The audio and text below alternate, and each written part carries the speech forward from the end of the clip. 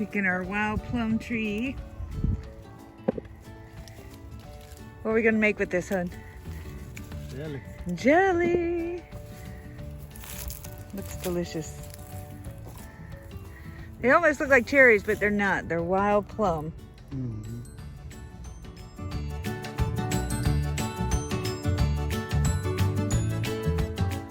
All right, if you don't know, if you actually have a wild plum, look at the bark on this. It's kind of crackly, like gray. And the leaves, I don't know if I can get in close enough, but you'll see the tips of them, or the edges, have like a serrated edge. And also, well, this is numerous, so the bark on it's kind of like a burgundy color. But if you notice, you got one leaf on one side and one leaf on the other. So they alternate all the way up. And in the spring is when they flower, like really early. I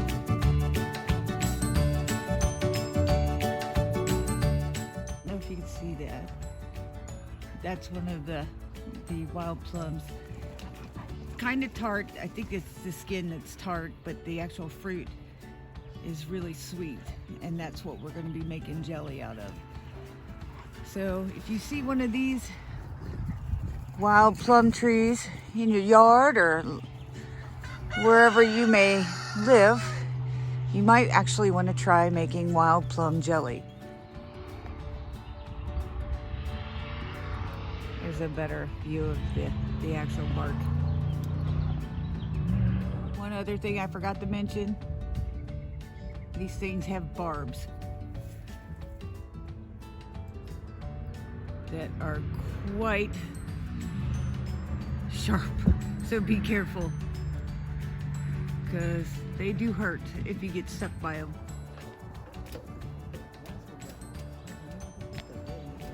All right, so I've got all my plums in the sink. If you notice, some of these have like a haze on them that kind of wipes off. That is actually yeast. So you want to make sure you wash these off pretty good. And I'm going to cut them in half. There is a pit in them. They are like a stone fruit. So I'm going to cut them in half the best I can and then throw them in my pot and then start boiling them down. All right, so now you can see I've got them all cut in half. Some of them still have the seeds in it, which is fine. So now that I've got them cut in half, I've got my scale out, because now I got to weigh this, because for every pound of fresh fruit, I need 1/4 cup water. So in order to cook this down properly, I'm going to have to weigh it out. So all I'm going to do is weigh everything out and then determine how much water I need. All right, so after weighing it, I came out with about 9.5 pounds of fresh fruit. So I have 2 1/4 cups filtered water that I'm going to stick in this, and then I'm just going to start simmering this down till it's all juice, and I'll strain it out to get all the other pulp and skin out. So as you're cooking this down, you're going to need one of these, and you're just going to kind of mash as you go, because you want to get as much juice out of these as you can. And stir it and let it simmer, and just keep mashing as you go. And now that it's been cooked down, we're just gonna run it through the strainer, so it'll be just juice. If we get a little pulp through it, it's not gonna be a big deal. We'll just fill the strainer up and then push as much through as we can. All right, so we ended up with 14 cups of juice, and we're going to end up using 2 packages of the Sure Gel. So I've got a cup of hot water, and he's just dissolving it in there, and we're going to add it to the juice that we have, and that's how much muck and mess is left. Pulp. Pulp. After we're done running it through the strainer. So he's just dissolving this in this this cup. These 2 cups, or we'll end up with big old lumps in there, and I don't like lumps of sugar gel. And you should be using a cup of sugar for every cup of juice.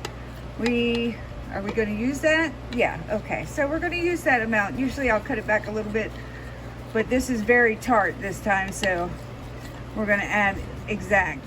All right, so he's just warming it back up since it's been off the heat for a little bit. We're going to add, we actually ended up with just 13 cups of sugar, so we're going to add the 13 cups of sugar in there, and this, go ahead and start adding.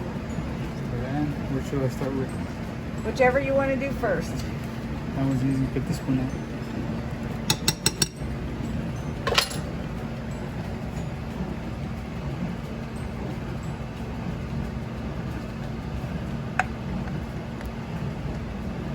The sugar gel, that's what's gonna like thicken it up, because this doesn't, I don't think this really has that much pectin, natural pectin in it. We're not gonna candy it, so.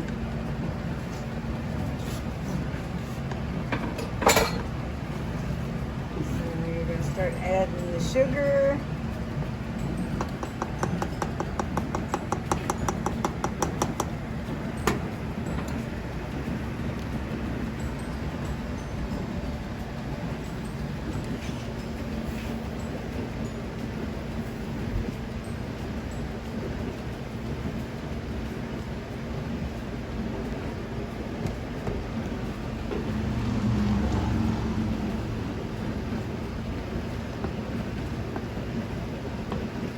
This will all dissolve as we cook it.